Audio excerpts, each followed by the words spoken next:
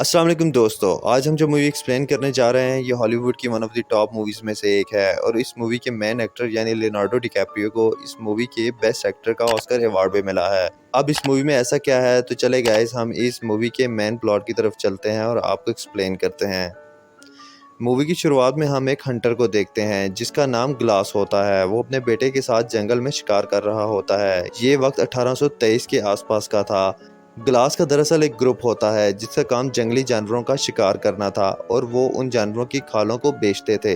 ये लोग शिकार करके वापस जा ही रहे थे कि अचानक इन पर जंगली लोगों का हमला हो जाता है। जंगलियों ने इन पर इसलिए हमला किया था क्योंकि उनके सरदार की बेटी को किसी ने अगवा कर लिया था। इसलिए वो लोग गुस्से में सब ग्रुप्स पर हमला कर रहे थे, लेकिन हकीकत में इस ग्रुप ने उस सरदार की बेटी को अगवा नहीं किया था। अब यहाँ ग्लास के ग्रुप के काफ़ी लोग मारे गए थे। अब ग्लास अपने बेटे हॉक को लेकर यहाँ से भागने लगता है। अब इसके साथ और भी कई लोग होते हैं जिनमें इस ग्रुप का कैप्टन एंड्रयू भी होता है। ये लोग बोट पर पानी के रास्ते से आगे बढ़ रहे होते हैं। अब कुछ दूर जाने पर ग्लास इनको बोलता है कि अगर हम इस तरह पानी वाले रास्ते से आगे बढ़ते रहे तो जल्द ही हम उन जंगलियों का शिकार बन जाएंगे। इसलिए हम लोगों के लिए बेहतर यही होगा कि हम जंगल वाले रास्ते से जाएं। मगर इनमें से एक आदमी जिसका नाम जॉन होता है वो इन्हें जंगल से जाने के लिए मना करता है। मगर ग्लास कहता है कि जंगल बहुत बड़ा है जिसमें हम आसानी से छुप सकते हैं और हमें पकड़ना भी मुश्किल होगा, और अगर हम इस नदी के सहारे आगे बढ़ते रहे तो हम आसानी से उन जंगलियों की नज़र में आ जाएंगे। इसलिए हमारे लिए बेहतर यही होगा कि हम जंगल की तरफ जाएं। मगर जॉन मुसलसल उससे आर्ग्यू कर रहा था। इतने में कैप्टन उसे रोकता है और कहता है कि ग्लास इस जगह को हमसे ज़्यादा अच्छे तरीके से जानता है, इसलिए हमें इसकी बात माननी पड़ेगी। ये सुनकर जॉन को बहुत बुरा लगता है, मगर हम देखते हैं कि अब वो बोट एक साइड पर रोक लेते हैं और अपना सामान बोट से उतारने लगते हैं और जंगल से जाने का फैसला करते हैं। इतने में उनका कैप्टन कहता है कि हमें ये चमड़ा यहीं पर छुपाना पड़ेगा क्योंकि हम इतना भारी सामान इस जंगल में लेकर नहीं चल पाएंगे। ये लोग ऐसा ही करते हैं और इस बोट को वहीं पर छोड़ते हैं। अब चंद लोग जो बोट के पास थे वो फैसला करते हैं कि हम बोट से ही आगे जाएंगे, मगर हम देखते हैं कि वो बोट कुछ दूर तक ही जा पाती है क्योंकि जंगली लोग इन्हें पकड़कर मार देते हैं। इससे पता चलता है कि ग्लास बिल्कुल ठीक कह रहा था। अब जो लोग बच गए थे वो जंगल के रास्ते से आगे बढ़ रहे होते हैं। काफ़ी दूर चलने के बाद थकावट के बायस ये लोग एक जगह पर कुछ देर के लिए स्टे करते हैं। अब ये सब लोग आराम कर रहे होते हैं कि ग्लास शिकार करने के लिए चला जाता है। उसे जंगल में बालू के दो बच्चे दिखते हैं। अब ग्लास गोली मारने ही वाला था कि पीछे से उनकी माँ आ जाती है जो ग्लास पर अटैक कर देती है और उसे जख्मी कर देती है। गाइस ये सीन चौंका देने वाली सीन है और बिल्कुल रियलिस्टिक है। गाइस ये बालू ग्लास पर बहुत बेरहमी से हमला करता है और उसे संभलने का मौका ही नहीं देता। फिर ग्लास मरने की एक्टिंग करता है जिसके बाद बालू उसे छोड़कर अपने बच्चों के पास चली जाती है। इस मौके का फायदा उठाकर ग्लास अपने पास पड़ी बंदूक उठाकर उस बालू पर फायर करता है, फिर वो बालू एक बार फिर से ग्लास पर हमला कर देती है। अब चूंकि बालू को एक गोली भी लगी होती है तब वो दर्द से बौखलाकर ग्लास के गले को बुरी तरह से चीर देती है और ग्लास को बहुत बुरी तरह जख्मी कर देती है। फिर बालू कुछ देर के लिए थम जाती है मगर फिर ग्लास चाकू निकाल लेता है। अब की बार जब बालू उस पर अटैक करता है तो ग्लास भी बहुत दफ़ा उस पर वार करता है जिस पर बालू मर जाता है और उसी के ऊपर आके गिर जाता है। अब हम देखते हैं कि नीचे ग्लास पड़ा होता है और पूरी तरह जख्मी और हड्डियां टूटी हुई। फिर ग्लास के साथी उसे ढूंढते हुए वहां तक आ जाते हैं और देखते हैं कि ग्लास बालू के नीचे होता है। वो ऊपर से बालू को हटाते हैं और नीचे देखते हैं कि ग्लास बुरी तरह से जख्मी हुआ था और उसके जिस्म का कोई ऐसा हिस्सा नहीं था जिसे बालू ने चीरा ना हो। अब कैप्टन ग्लास के जख्मों पर टांके लगाता है ताकि ग्लास का खून रुक सके, मगर ग्लास दर्द के मारे बेहोश हो जाता है और फिर कैप्टन ग्लास के गले को भी टांके लगाकर उसे उठाकर आगे चल पड़ते हैं। अब आगे एक जगह ऐसी आती है जहां पर अकेले इंसान का चलना भी बहुत मुश्किल था और वो अपने साथ गिलास को नहीं ले जा सकते थे। फिर ये लोग एक जगह रुक जाते हैं। इनमें से जॉन कैप्टन को कहता है कि गिलास ने अब बचना नहीं है और इसे आगे उठाकर हम नहीं ले जा सकते। क्यों ना हम इसे यहीं पर छोड़ दें क्योंकि हमारे पीछे जंगली लोग भी पड़े हैं जो बहुत जल्द हम तक पहुंच जाएंगे। अब जॉन वैसे भी ग्लास से बहुत जेलस था। वो सबको कहता है कि हम इसे आगे लेकर नहीं जा सकते। इतने में कैप्टन ग्लास पर गन तान देता है मगर वो ग्लास पर फायर नहीं कर पाता क्योंकि वो एक रहमदिल इंसान था और वैसे भी ग्लास का बेटा भी साथ था जो कि गिड़गिड़ाकर उसे कह रहा होता है कि प्लीज़ इसको छोड़ दें।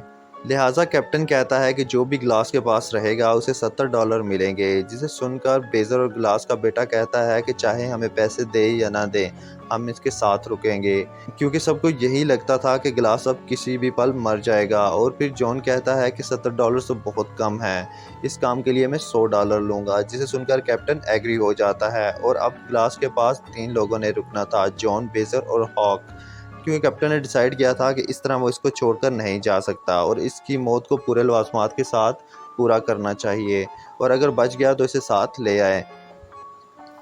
फिर सब वहाँ से आगे चल पड़ते हैं। अगले दिन जॉन एक जगह पर बैठकर ग्लास के मरने का इंतज़ार कर रहा होता है, मगर ग्लास गिव अप नहीं करता। इसी दौरान बेजर और ग्लास का बेटा हॉक शिकार पर चले जाते हैं।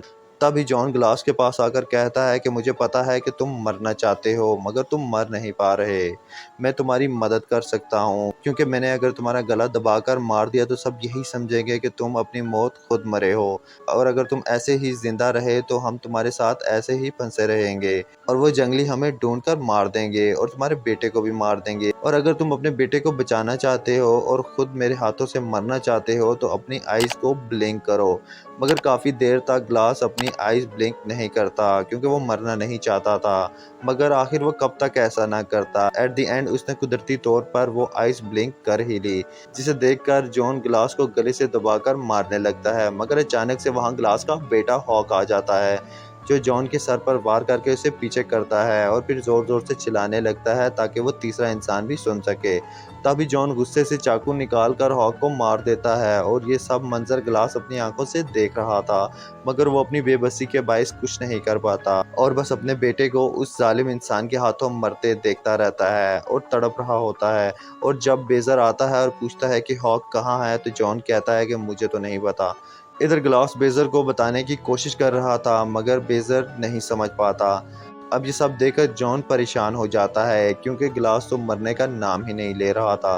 तब वो एक और चाल चलता है और अगली सुबह जॉन बेजर को कहता है कि उसने कुछ जंगली लोगों को नदी के किनारे देखा है और वो अब इन्हीं की तरफ बढ़ रहे हैं। ये सुनकर बेजर काफ़ी डर जाता है और अपना सामान बांध कर निकलने के लिए तैयारी करता है, मगर वो कहता है कि अब तक हॉक क्यों नहीं आया, जिसे सुनकर जॉन कहता है कि छोड़ो इन बाप बेटे को, अगर तुमने अपनी जान बचानी है तो चलो। फिर बेजर कहता है कि ग्लास का क्या होगा। जॉन कहता है कि इसे हम यहाँ दफना देंगे। बेजर उसे ऐसा करने से रोकता है, मगर फिर भी जॉन ग्लास को जिंदा ही दफना देता है और फिर दोनों वहाँ से चले जाते हैं। थोड़ी देर बाद ग्लास हिम्मत करके वहाँ से बाहर निकलता है और फिर रेंग रेंग कर अपने बेटे की डेड बॉडी के पास जाता है, और फिर वो वहाँ पहुंचकर बहुत रोता है और उसे इस बात का पछतावा होता है कि वो अपने बेटे की जान नहीं बचा सका। काफ़ी देर बाद ग्लास ये डिसाइड करता है कि वो इसी हालत में इस जंगल से बाहर निकलेगा और जॉन से अपने बेटे की मौत का बदला लेगा। अब ग्लास अपनी जर्नी को स्टार्ट करता है और अपने बेटे को वहाँ पर ही छोड़कर रेंगना शुरू कर देता है और फिर नदी के किनारे पर पहुँच जाता है। यहाँ आकर ये अपनी बोतल से पानी भरकर पीने लगता है, मगर वो पानी उसके गले से निकल रहा था, क्योंकि बालू ने उसका गला चीर दिया था। अब ग्लास ना कोई चीज़ खा सकता था और ना पी सकता था, मगर सरवाइव करने के लिए ये दोनों चीज़ें बहुत अहम थी। लिहाजा ग्लास अपने दिमाग का इस्तेमाल करके बारूद को आग लगाता है और जलता हुआ बारूद अपने गले पर लगा लेता है, जिससे उसकी स्किन जुड़ जाएगी और उसका गला चिपक जाएगा, और इसे ऐसा करने में बहुत तकलीफ़ होती है और वो तकलीफ़ इसके बस से बाहर थी। अब दूसरी तरफ ग्लास, जो पहले से ही हँसा हालत में था, उसे कुछ जंगली इंसान दिखते हैं। वो जंगली भी उसे दूर से देखकर इस पर हमला कर देते हैं। अब ग्लास, जो कि चल भी नहीं पा रहा था, वो उनसे बचने के लिए नदी में कूद जाता है। नदी का पानी काफ़ी ठंडा होता है, मगर वो अपनी जान उन जंगलियों से बचा ही लेता है। अब जब ग्लास की आंख खुलती है तो वो देखता है कि उसके ज़ख्म अब पहले से भी ज़्यादा ख़राब हो गए थे और वो अब इन्फेक्शन बनने लगे थे। अब इसे भूख लगती है, वो एक मछली को पकड़कर उसे कच्चा ही खा लेता है। अब रात में इसकी नज़र एक आग पर पड़ती है। वो आहिस्ता आहिस्ता चलकर उसके पास जाता है और तब उसे नज़र आता है कि एक आदमी एक जानवर का शिकार करके उसका गोश्त खा रहा है। वो आदमी ग्लास को देखकर इस पर हमला करने ही लगा होता है कि तभी ग्लास नीचे बैठ जाता है और इसे इशारे से समझाता है कि मैं तुम्हें नुकसान नहीं पहुंचाऊंगा, और ये बात वो इंसान भी समझ जाता है और फिर ये दोनों बैठकर गोश्त खाते हैं। अगली सुबह वो इंसान ग्लास से पूछता है कि उसे ये ज़ख्म कैसे लगे। फिर ग्लास उसे इशारों में अपना सारा किस्सा बयान करता है और वो भी उसे अपना किस्सा बयान करता है कि उसके साथी भी मारे गए थे और वो अकेला बचा था। फिर ये दोनों घोड़े पर बैठकर आगे निकल पड़ते हैं। इधर जॉन और बेजर फ्लोट तक आ जाते हैं और जॉन कहता है कि हमने जो किया वो कैप्टन को पता ना चले, क्योंकि अगर कैप्टन को पता चला तो वो हमें जान से मार देगा। फिर वो दोनों कैप्टन के सामने होते हैं और जॉन कहता है कि ग्लास मर चुका था और हॉक का पता नहीं वो कहाँ गया। और फिर जॉन $100 ले लेता है, मगर बेजर नहीं लेता और वो वहाँ से उठकर बाहर चला जाता है, जिसे देखकर कैप्टन को शक पड़ जाता है। दूसरी तरफ हम देखते हैं कि ग्लास घोड़े पर बेहोशी की हालत में होता है और फिर वहाँ बर्फीला तूफान आ जाता है और दूसरा आदमी तूफान रुकने तक वहाँ रुक जाता है और ग्लास के जख्मों को ठीक करता है। अगली सुबह जब तूफान थम जाता है तो ग्लास देखता है कि उसे वो आदमी नहीं दिख रहा। फिर वो उसे आसपास ढूंढता है तो उसे फिर उस आदमी की डेड बॉडी लटकी हुई दिखाई देती है, जिसे देखकर ग्लास काफी हैरान होता है। वो ये नहीं समझ पाता कि इसे आखिर किसने मारा है, मगर तब भी उसकी नजर दूर कुछ लोगों पर पड़ती है जो कि फ्रेंच ग्रुप होता है और उन जंगलियों की सरदार की बेटी भी उन्हीं के पास थी। और फिर ग्लास वहां से निकलने की कोशिश करता है, मगर हम देखते हैं कि उस ग्रुप का एक लीडर उस जंगली लड़की के साथ जबरदस्ती करने लगता है। ग्लास को ये देखकर काफी गुस्सा आता है और वो चुपके से उस आदमी को गन पॉइंट पर ले लेता है। फिर ग्लास उस लड़की को कहता है कि तुम यहीं पर रुकना और वो घोड़ा लेकर आता है ताकि वो उस लड़की को वहां से ले जा सके। मगर उस लड़की को उस फ्रेंच पर इतना गुस्सा होता है कि वो उसे जख्मी कर देती है। इतने में वो आदमी चिल्लाता है और बाकी शिकारी भी सुन लेते हैं और वो ग्लास का पीछा करने लगते हैं, मगर ग्लास वहां से जान बचाकर किसी तरह से भाग जाता है। अगली सुबह ग्लास आराम कर रहा होता है, मगर वहां वो जंगली लोग आकर उस पर हमला कर देते हैं, मगर ग्लास घोड़े पर बैठकर भागने लगता है। अब आगे रास्ता खत्म हो जाता है और खाई होती है, मगर ग्लास उस खाई में घोड़े समेत ही कूद जाता है। घोड़ा इतनी ऊंचाई से गिरने के बायस मर जाता है, मगर ग्लास बच जाता है क्योंकि वो बर्फ की मोटी तह पर गिरा था और झाड़ियों से उलझ उलझ कर गिरा था। अब ग्लास उन जंगलियों से तो बच गया था, मगर अब वहां बर्फ का तूफान आने वाला था और ग्लास की खाल भी उसके पास नहीं थी और वो ठंड के मारे ठिठुर रहा था, जिससे वो जमकर ही मर जाता। मगर हम देखते हैं कि ग्लास उस घोड़े के पेट को चीरकर उसकी आंतें बाहर निकाल लेता है और खुद घोड़े के पेट में घुस जाता है ताकि वो सर्दी से बच सके। अब ग्लास सारी रात उसी में गुजार देता है और अगली सुबह जब तूफान थम जाता है तो वो वहां से बाहर निकलकर अपना अगला सफर जारी करता है। दूसरी तरफ एक फ्रेंच शिकारी कैप्टन से मदद मांगने आता है और वो कहता है कि मेरे साथी बर्फ में दब जाने की वजह से मर चुके हैं।